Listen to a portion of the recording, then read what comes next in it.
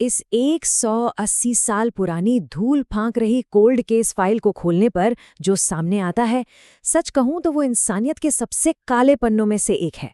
ये किसी फिल्म की मनगढ़ंत कहानी नहीं है, बल्कि यूरोप के पुलिस रिकॉर्ड्स में दर्ज एक ऐसा खौफनाक सच है जिस पर यकीन करना मुश्किल है। एक ऐसा दरिंदा जिसका कटा हुआ सिर आज भी एक कांच के जार में बंद है।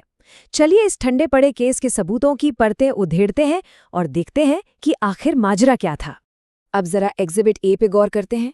ये कोई डरावना प्रॉप नहीं है, ये डियोगो एल्विस का असली संरक्षित सिर है, लिस्बन यूनिवर्सिटी में फॉर्मेल्डिहाइड के एक जार में रखा हुआ। सोचकर ही रोंगटे खड़े हो जाते हैं कि लगभग 180 साल बीत जाने के बाद भी इसकी आंखें खुली हुई है, मानो ये मुजरिम सदियों से अपने खौफनाक राज सीने में, या यूं कहें कि अपने इस जार में दफनाए हुए आज भी घूर रहा है।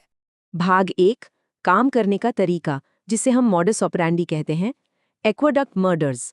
70 से भी ज्यादा, जी हाँ, 70 से अधिक हत्याएं। एल्विस ने शिकार के लिए कोई सुनसान गली नहीं चुनी, बल्कि गांव और शहर को जोड़ने वाले एक मुख्य पुल को अपना शिकारगाह बनाया। ये कोई छोटा मोटा आंकड़ा नहीं है, ये उस क्रूरता का पैमाना है जिसने एल्विस को यूरोप के सबसे खूंखार सीरियल किलर्स की फहरिस्त में ला खड़ा किया। दर्जनों बेगुनाह लोग उस जीवन रेखा से गुजरे जरूर, लेकिन कभी दूसरी तरफ नहीं पहुंच सके।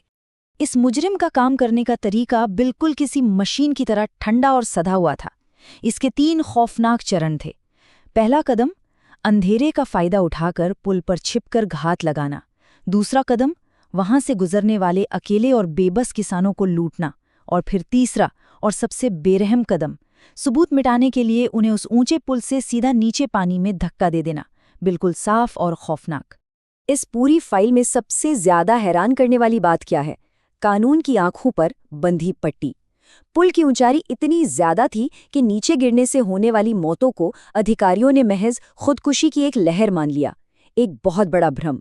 दुनिया को लगा कि ये लोग आत्महत्या कर रहे हैं, लेकिन हकीकत में एक बेहद शातिर शिकारी कानून की इस भयंकर लापरवाही का फायदा उठा रहा था और अपने खूनी खेल को बड़ी आसानी से अंजाम दे रहा था। भाग 2, फैसला, गिरफ्तारी और सजाए मौत।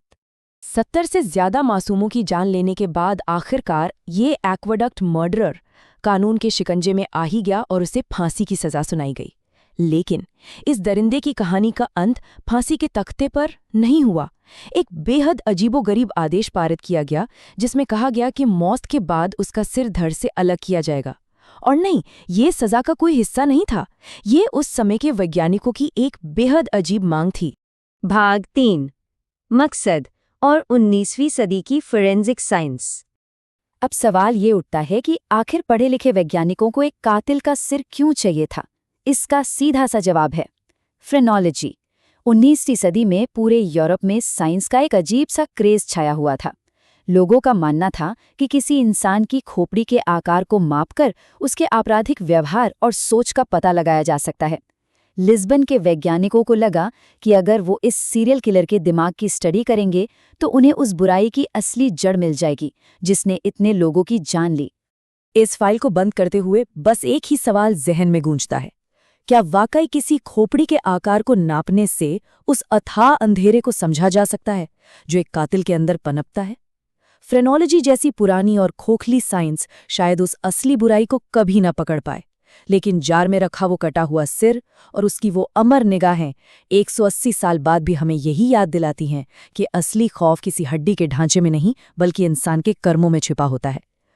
सोचने वाली बात है ना?